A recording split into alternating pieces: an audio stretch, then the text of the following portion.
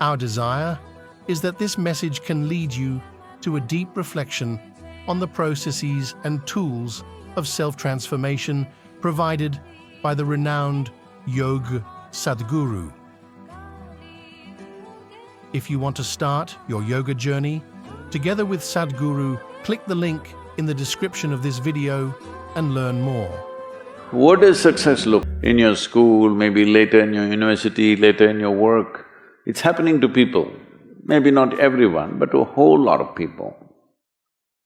Their commitment to success is weak. They want to succeed, they will take 3 steps, then something little interesting happens here, they will go away here, they'll go away there, they'll go away there. Hey, I want to live, huh? Their commitment to success is weak. Either situations around them in some way, situations can impede you from doing what you're doing very easily. Many times it happens to everyone. But when this happens, people weaken their commitment for their success. Maybe physically, they'll feel little weak, they will weaken their commitment to success. Maybe their emotions slosh around a little bit, they will weaken their commitment to success.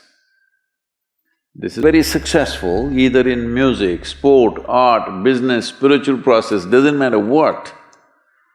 Those people never know when they ate, when they slept, when they got afternoon rest. I have not seen such a thing in my life.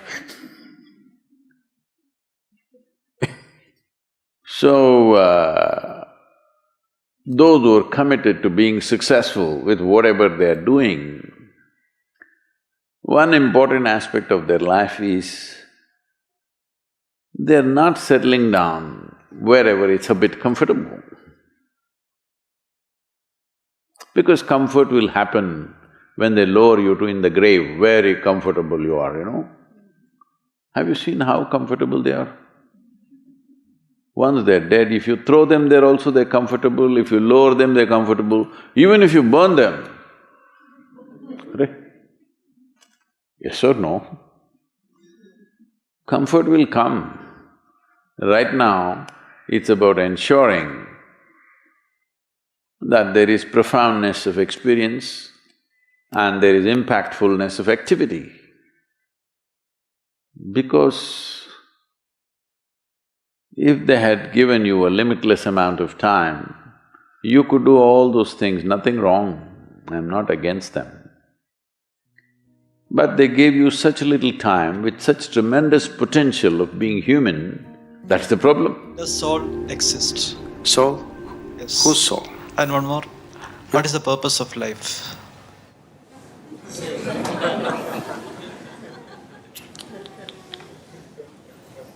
You're just asking very big questions without understanding the significance of the question.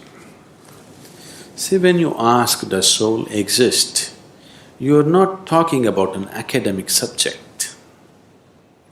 You're asking, what is the nature of who I am? Or you're saying, I don't know a damn thing about myself, please tell me. Yes? Isn't it?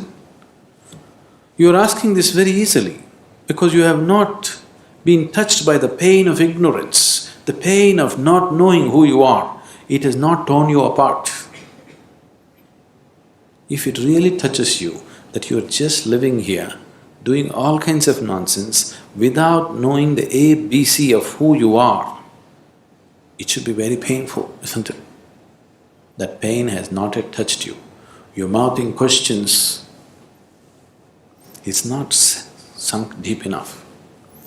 So every day you must remind yourself, at least spend 10 minutes in the morning, just see what an utter idiot you are. You don't know anything about yourself, but you're busy with all kinds of nonsense in your life. Every day, just 10 minutes, remind yourself as intensely as possible your ignorance of yourself. Then slowly the pain will sink. When it becomes so painful that you can't bear it, knowing will not be far away, it's one moment. If I say, yes, you have a soul, But can you walk better? What use is the soul? Did they put any kind of utility to the soul? These two are useful. That other soul that they're talking about, is it of any use? It's of no use. So don't talk about it. And if I tell you it is there, what does it do to you? If I tell you, no, it doesn't exist, what does it do to you? Nothing, isn't it? Only thing is, the next dinner party that you go, you can entertain people around you talking about the soul. But as far as your existence is concerned, nothing changes, isn't it so? Yes? Nothing at all will change, isn't it? So if you're asking the question, fundamentally you're asking a question, what am I? Who am I?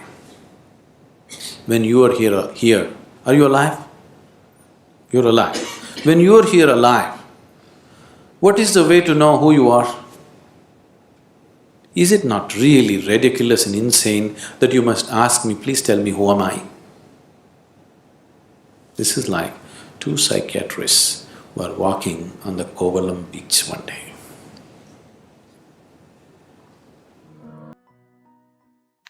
If your idea of success is you're doing little better than your neighbor, I call that sickness. That is not success. You are happy that your neighbor is worse than you. Is this sickness or success? It is sickness. But in some way you feel fulfilled with what you're doing, let's consider that as success for now. It doesn't matter whether you're better than somebody or worse than somebody, that question should not even come up in your mind. But in some way you feel you're using yourself fully and there's a certain sense of fulfillment in your activity. Well, if you're capable of just closing your eyes and simply sitting without any activity, that's fantastic. But you cannot do that. You cannot do that right now in the states that you are. You can't simply close your eyes and become still. Instead of being busy, you will become preoccupied. That doesn't mean you're improving, that means you're regressing in some way. The problem about this success is people always making judgments, I did this, I did that, maybe this didn't work, maybe this is a mistake, that's a mistake. There's no such thing in life. See, at one time you were a monkey and make something worthwhile out of yourself is your business, that's your success. It doesn't matter whether somebody thinks you're worthwhile or not, you feel you're a worthwhile life. Good enough for now. World may not recognize, it doesn't matter, but you know you're worthwhile.